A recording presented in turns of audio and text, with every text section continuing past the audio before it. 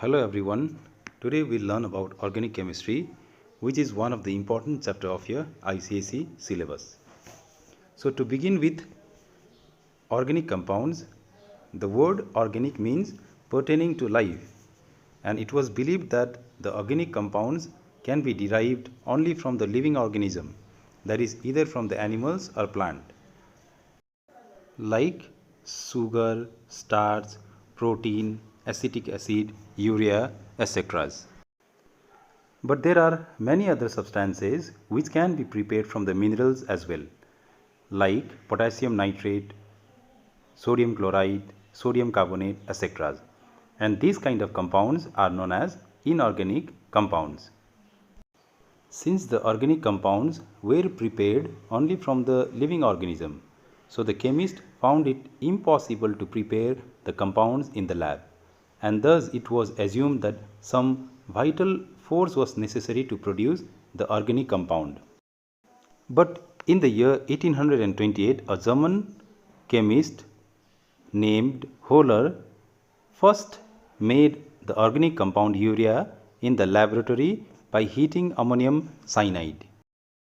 Thus, the vital force theory suffered the first death, and then the organic compounds were no longer the compounds that were obtained only from the living organisms. So, thus, there was a necessary to change the definition for the organic compounds. So, the new concept of organic compounds was any compound that contains carbon in them is known as organic compounds. But however, there are compounds of carbon such as carbon dioxide, carbon monoxide, carbonates and carbide, which contains carbon, but thus they are not known as an organic compound. There are some unique characteristics of carbon which are responsible for the existence of large number of organic compounds. The first one being its tetracovalency, the second being catenation, the third being the formation of multiple bonds, and the last isomerism. Now coming to the first characteristics, what does the tetracovalency of a carbon means?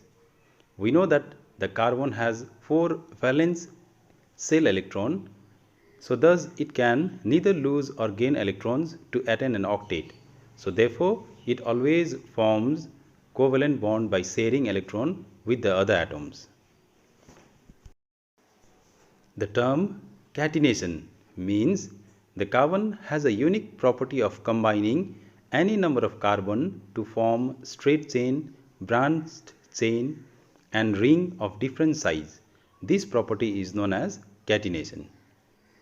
The carbon also has a tendency to form a single covalent bond, a double covalent bond or a triple covalent bond between the two adjacent carbon atom. And the last, isomerism.